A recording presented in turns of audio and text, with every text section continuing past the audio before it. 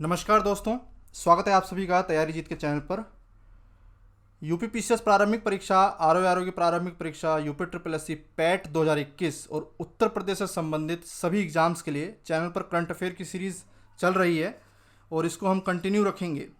अब तक 20 वीडियो मैं डाल चुका हूँ 2021 के करंट अफेयर्स की, और ये 21वां पार्ट है। और आज भी कुछ बेहद इंपॉर्टेंट क्वेश्चंस मैं लेकर के आया हूँ जो कि एग्ज़ाम में पूछे जाने की पूरी संभावना रखते हैं। प्रश्नों को देख करके सीखने का प्रयास करें कि प्रश्न यही क्यों पूछे जाएंगे, क्यों ये प्रश्न बनते हैं और विगत वर्षों में किस तरीके के प्रश्न पूछे गए हैं। उसी फॉर्मेट में जो है मैं प्रश्नों को तैयार करता हूं जो कि एग्ज़ाम में पूछे गए हैं और पूछे जा सकते हैं। आज के इस वीडियो को अंत तक देखिए और कमेंट सेक्शन में ज़रूर बताएं कि आज के इस वीडियो में कितने क्वेश्चंस आपके सही हुए। नीति आयोग एक महत्वपूर्ण भारत की संस्था, जब भी ये कोई सूचकांक या रिपोर्ट जारी करती है तो वहाँ से प्रश्न बनने की संभावना रहती है। हाल ही में 3 जून को नीति आयोग द्वारा सतत विकास लक्ष्य, जिसको कि सस्टेनेबल डेवलपमेंट गोल्स कहा जाता है, जो कि संयुक्त राष्ट्र ने तय किए हैं और भारत भी इस पे जो है कार्य कर रहा है। तो नीति आयोग द्वारा सतत विकास लक्ष्य एसडीजी भारत सूचकांक 2020-2021 का तीसरा संस्करण जारी किया गया था 3 जून को। कौन सा कथन सही नहीं है, इस पर डायरेक्ट प्रश्न भी बन सकता है, वो सारे प्रश्न कवर हो जाएंगे। यह सूचकांक देश के सभी राज्यों और केंद्र शासित प्रदेशों को 16 एसडीजी मानकों की गणना करता है। संयुक्त राष्ट्र ने कुल 30 मानक तय किए हैं, जिसमें से अभी जो रिपोर्ट आई है उसमें 16 मानकों को रखा गया था, जिन पर चेक किया गया है राज्यों और केंद्र शासित प्रदेशों का विकास। तो याद रखना है आपको 16 एसडीजी, ये स्टेटमेंट बिल्कुल सही है। भारत का सतत विकास लक्ष्यों को हासिल करने में 2020 में समग्र स्कोर 66 रहा है। इसको भी याद रखिएगा, कितना स्कोर रहा? 66। नीति आयोग द्वारा जारी इस सूचकांक में केरल का स्कोर सर्वाधिक रहा है, 75 अंक। केरल का स्कोर सर्वाधिक, सभी राज्यों और केंद्र शासित प्रदेशों को मिलाकर के केरल नंबर 1 पे। डायरेक्ट क्वेश्चन बन सकता है कि भी हाल ही में नीति आयोग द्वारा जो सतत विकास लक्ष्य सूचकांक जारी किया गया है उसमें प्रथम जो राज्य कौन सा रहा। इस सूचकांक में केरल को प्रथम स्थान पर रखा गया है। इस सूचकांक में अंतिम स्थान पर उत्तर प्रदेश रहा। तो इस प्रश्न के हिसाब से जो गलत है वो हो जाएगा आपका ऑप्शन डी, बिहार को जो है सबसे अंतिम स्थान पर रखा है। उत्तर प्रदेश को अच्छा प्रदर्शन करने वाले राज्यों की कैटेगरी में रखा गया है। कुल 0 से लेकर के 100 के बीच में जो है अंक दिए गए थे, जिसमें सर्वोच्च अंक जो है 75 अंक केरल को मिला है। उत्तर प्रदेश अच्छा प्रदर्शन करने वाला राज्य रहा, जबकि बिहार अंतिम स्थान पर। नीति आयोग की रिपोर्ट है, सूचकांक है, प्रश्न यहां से बनेगा। अगला प्रश्न देखिए, हाल ही में निर्मला सीतारमण ने राष्ट्रीय स्तर पर, केंद्रीय स्तर पर सभी राज्यों और केंद्र शासित प्रदेशों को मिलाते हुए संयुक्त रूप से जीएसटी परिषद की बैठक की अध्यक्षता की। केंद्र स्तर पर जीएसटी परिषद की क्रम संख्या जो भी हाल ही में आयोजित हुई, जिसकी अध्यक्षता निर्मला सीतारमण जी द्वारा जो है किया गया, ये इसका क्रम संख्या क्या है? 44वां, 43वां, 47वां, 48वां? ये प्रश्न बन सकता है। सही जवाब क्या होगा? इसका सही जवाब है दूसरे का, ऑप्शन बी, 43वीं जीएसटी परिषद की बैठक आयोजित हुई, जिसमें निर्मला सीतारमण द्वारा जो है इसकी अध्यक्षता की गई। एक और प्रश्न यहां से बन सकता है जो काफ़ी हाईलाइटेड है। हाल ही में आयोजित 43वीं जीएसटी परिषद में कोविड संबंधित सभी मेडिकल अप्लायंसेस, सभी राहत सामग्री पर जो है छूट दी गई है जीएसटी में। ये छूट कब तक लागू रहेगी? 31 अगस्त 2022, 31 अगस्त 2021, 30 सितंबर 2021, 1 जनवरी 2022। तो ये जो छूट है, ये जो जीएसटी परिषद के अंतर्गत दी गई, ये 2020 के अंतर्गत भी जितने भी सामान खरीदे गए और लोगों को राहत पहुंचाई जा रही है कोविड-19 के अंतर्गत, सभी उत्पादों पर लागू होगी। और इसकी जो डेडलाइन है वो 31 अगस्त 2021 रखी गई है, जब से कोविड आया है तब से लेकर अभी तक। तो एक बहुत बड़ा डिसीजन। सही जवाब हो जाएगा ऑप्शन बी 31 अगस्त 2021। एक बेहद इंपॉर्टेंट क्वेश्चन, हाल ही में केंद्र सरकार द्वारा आयुष्मान भारत कार्यक्रम के अंतर्गत वर्ष 2020 से 2021 के लिए स्वास्थ्य एवं कल्याण केंद्रों की स्थापना के मामले में प्रथम राज्य किसे घोषित किया है? प्रथम राज्य कौन सा है? प्रश्न को ध्यान से देखिए। केंद्र सरकार द्वारा आयुष्मान भारत कार्यक्रम के अंतर्गत 2020 से 2021 के बीच में स्वास्थ्य एवं कल्याण केंद्रों की स्थापना के मामले में किसे प्रथम राज्य घोषित किया है? चौथे का सही जवाब हो जाएगा कर्नाटका, ऑप्शन बी कर्नाटका। केंद्र सरकार द्वारा जब भी कोई घोषणा की जाती है किसी विशेष उपलब्धि के रूप में, तो वो प्रश्न जो है बनने की संभावना पूरी पूरी रहती है। ठीक है, चलिए, कर्नाटका सही जवाब है। हाल ही में सुर्खियों में रहा फरजाद बी गैस क्षेत्र का संबंध किस देश से है? पिछले 10 सालों के अंतर्गत एक बहुत बड़ा तेल क्षेत्र भारत सरकार द्वारा जो है खोजा गया इस इस्लामिक राष्ट्र में।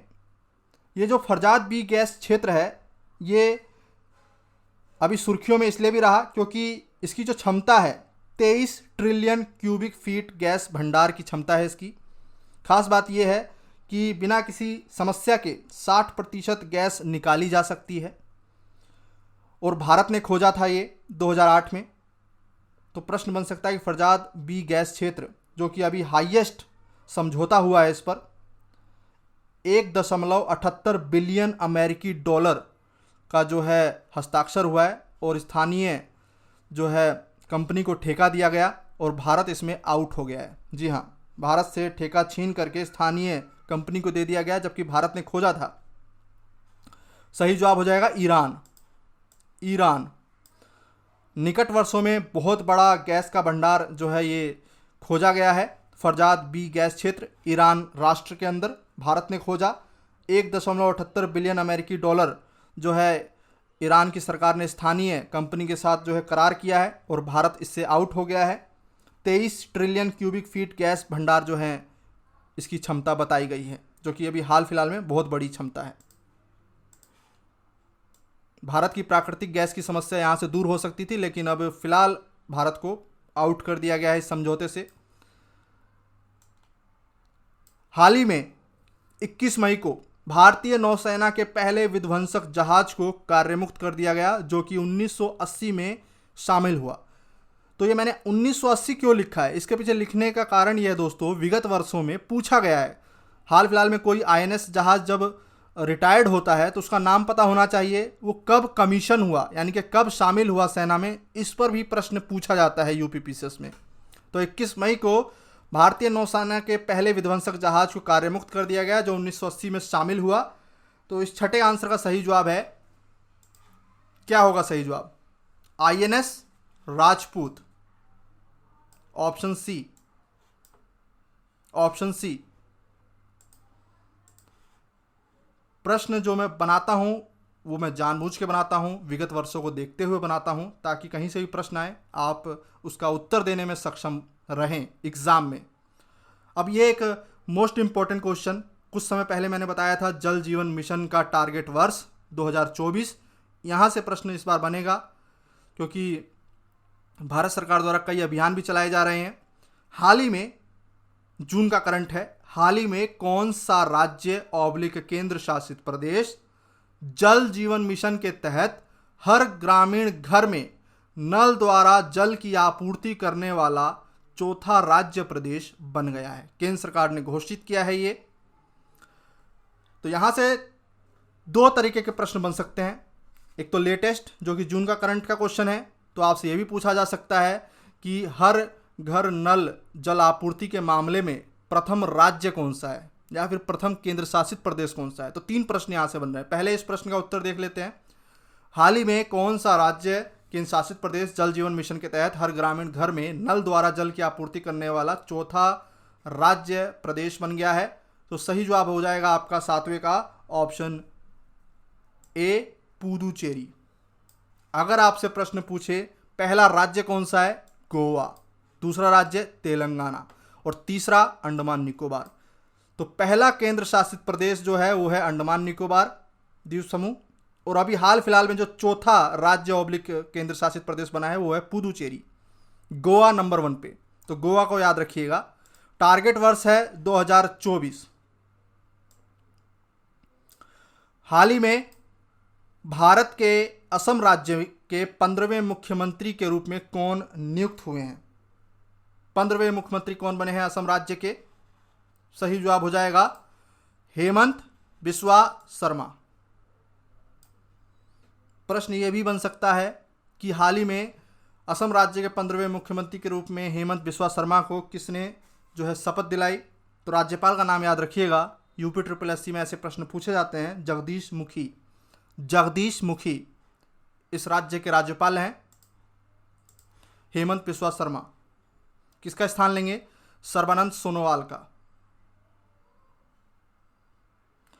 एक इंपॉर्टेंट क्वेश्चन, हाल ही में केंद्रीय श्रम एवं रोजगार मंत्रालय द्वारा देश के असंगठित वर्ग के मजदूरों हेतु सामाजिक सुरक्षा संहिता 2020 की किस धारा को अधिसूचित किया गया है, अस्तित्व में ला दिया गया है? तो वो है धारा 142। ये क्वेश्चन क्यों इंपॉर्टेंट है? कोरोना का जब प्रसार तेजी से हुआ, केंद्र सरकार ने लॉकडाउन लगाया, करोड़ों मजदूरों का पलायन हुआ, और ऐसे में कई सारे लोगों ने अपनी जो है नौकरी उनको छूट गई या फिर छोड़नी पड़ी। काफ़ी सारे लोगों की मृत्यु भी हुई और उनको किसी तरीके का सार्वजनिक जो है सुरक्षा प्राप्त नहीं हुई बहुत बड़ी संख्या में। तो अब ऐसे लोगों को जो कि असंगठित क्षेत्र में काम करते हैं, जो मजदूर वर्ग, उनको सरकार द्वारा सही तरीके से स्वास्थ्य और सामाजिक सुरक्षा प्रोवाइड की जाए। सरकार की तरफ से जितने भी योजनाएं हैं उनका लाभ सीधे उनको प्रोवाइड कराया जाए। उसके लिए सामाजिक सुरक्षा संहिता 2020 के अंतर्गत धारा 142 को अधिसूचित किया गया है। अब सभी मजदूरों को अपने आधार कार्ड से यहाँ पर इस पोर्टल पर लिंक करना होगा, सामाजिक सुरक्षा संहिता 2020 की पोर्टल पर, और फिर जो है उनको आगे भविष्य में जितने भी गवर्नमेंट्स के सब्सिडी लाभ जो है दी जाती है वो डायरेक्ट उनको दी जाएगी। ठीक है, तो ये इंपॉर्टेंट है धारा 142। अगला प्रश्न देखिए, एक इंपॉर्टेंट क्वेश्चन, हाल ही में टीबी की वैक्सीन पर 5वां वैश्विक फोरम आयोजित हुआ। भारत का नेतृत्व डॉक्टर हर्षवर्धन द्वारा किया गया, और इसके अंदर बहुत 2-3 इंपॉर्टेंट चीज़ हुई, जिसमें से पहला क्वेश्चन तो आपसे यही पूछेगा कि भारत में टीबी उन्मूलन का लक्षित वर्ष क्या है? भारत में टीबी उन्मूलन का लक्षित वर्ष क्या है? भारत का अलग है, संयुक्त राष्ट्र का अलग, WHO का। तो भारत का पहले आपको पता होना चाहिए। भारत में टीबी उन्मूलन का डेडलाइन तय किया गया है 2025, और संयुक्त राष्ट्र की संस्था, सहयोगी संस्था WHO द्वारा 2030, और इसकी प्रतिबद्धता को दोहराया गया है 5वें टीबी वैक्सीन फोरम में। ठीक है, तो ये क्वेश्चन इंपॉर्टेंट है। यूपी के एग्जाम्स में अक्सर ऐसे प्रश्न बनते हैं। हाल ही में आयोजित हुए 5वें टीबी वैक्सीन फोरम के अनुसार यहाँ पे डॉक्टर हर्षवर्धन ने घोषणा भी की और बताया भी राष्ट्र को कि देश का पहला टीबी मुक्त राज्य ऑब्लिक केंद्र शासित प्रदेश कौन सा है। जी हाँ, डॉक्टर हर्षवर्धन ने खुद बताया है, स्टेटमेंट दी है, और यहाँ से प्रश्न जो है जरूर बनेगा। तो 5वें टीबी वैश्विक फोरम के अनुसार भारत सरकार द्वारा घोषित पहला राज्य ऑब्लिक केंद्र शासित प्रदेश जो कि पूर्णतः टीबी से मुक्त है, इनमें से कौन सा होगा? सही जवाब हो जाएगा आपका लक्षद्वीप, ऑप्शन डी, लक्षद्वीप। ध्यान रखिए, 5 स्टार कैटेगरी का प्रश्न है, बन सकता है। अगला प्रश्न देखिए, हाल ही में किस शहर ने वैश्विक स्वास्थ्य शिखर सम्मेलन 2021 की मेजबानी की? रोम, ब्रिस्बेन, न्यूयॉर्क, टोक्यो। वैश्विक स्वास्थ्य शिखर सम्मेलन 2021 की मेजबानी की है रोम ने। इटली का शहर है रोम, इटली, रोम। दूसरा इंपॉर्टेंट क्वेश्चन जो इसी से जुड़ा हुआ है, जो बन सकता है, हाल ही में आयोजित वैश्विक स्वास्थ्य शिखर सम्मेलन 2021 की थीम क्या थी, जो कि रोम में आयोजित हुआ? ध्यान से ऑप्शंस को देखिए।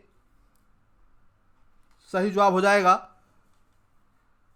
ऑप्शन ए, यूनाइटेड अगेंस्ट कोविड-19। शहर का नाम याद रखना है, रोम इटली में आयोजित हुआ, यूनाइटेड अगेंस्ट कोविड-19।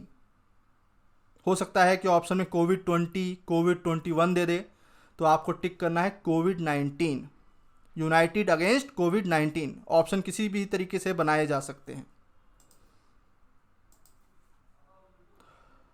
अभी हाल ही में हुआ जरूर है, पेपर में आपको ऑप्शन में यूनाइटेड अगेंस्ट कोविड-21 जो है लिखा मिल सकता है, इसलिए ध्यान रखें कोविड की जब शुरुआत हुई वहीं से कैलकुलेट किया जाएगा। थीम यही है, यूनाइटेड अगेंस्ट कोविड-19। कन्फ्यूज़न मत क्रिएट करना, क्योंकि एग्जाम में जो है कन्फ्यूज़न ऑप्शन के माध्यम से क्रिएट किया जाता है। थीम याद रखना है, शहर याद रखना है, रोम इटली। अगला प्रश्न देखिए, हाल ही में सुर्खियों में रहे अटलांटिक महासागर को पार करने वाले विश्व के पहले मानव रहित पोत का क्या नाम दिया गया है? ये प्रश्न क्यों इंपॉर्टेंट है? एक तो ये पहला मानव रहित पोत होगा जो कि अटलांटिक महासागर को पार करेगा, और दूसरा इसलिए इंपॉर्टेंट है क्योंकि भारत इसमें शामिल है। भारत, अमेरिका और स्विट्जरलैंड के निवेश के बाद से जो है ये पोत निर्मित हुआ है। तो क्वेश्चन बन सकता है आयरन सोर 400, स्काई ड्राइव 500, मरीन ड्राइव 400, मैफ्लोवर 400। तो यहाँ पर 14वें प्रश्न का सही जवाब क्या होगा? भारत, अमेरिका और स्विट्जरलैंड का संयुक्त प्रयास है मैफ्लोवर 400, एक ऐसा मानव रहित पोत जो कि विश्व का पहला मानव रहित पोत होगा जो कि अटलांटिक महासागर को पार करेगा, मैफ्लोवर 400। हाल ही में 12 मई को फोर्ब्स द्वारा उच्चतम भुगतान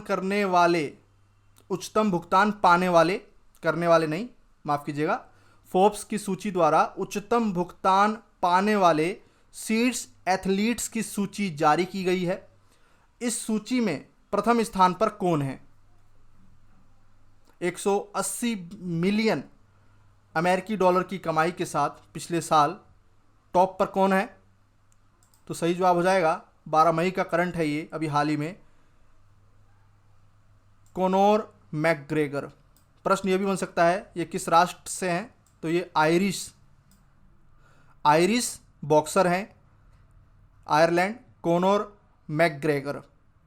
15वें का ऑप्शन सी है, इस सूची में प्रथम स्थान पर हैं, फोर्ब्स की सूची में उच्चतम भुगतान पाने वाले एथलीट। तो इस वीडियो में इतना ही, मिलते हैं अगले वीडियो में, तब तक के लिए नमस्कार, धन्यवाद। कमेंट सेक्शन में ज़रूर बताएं कितने प्रश्न आपके सही हुए, वीडियो कैसी लगी ज़रूर बताएं।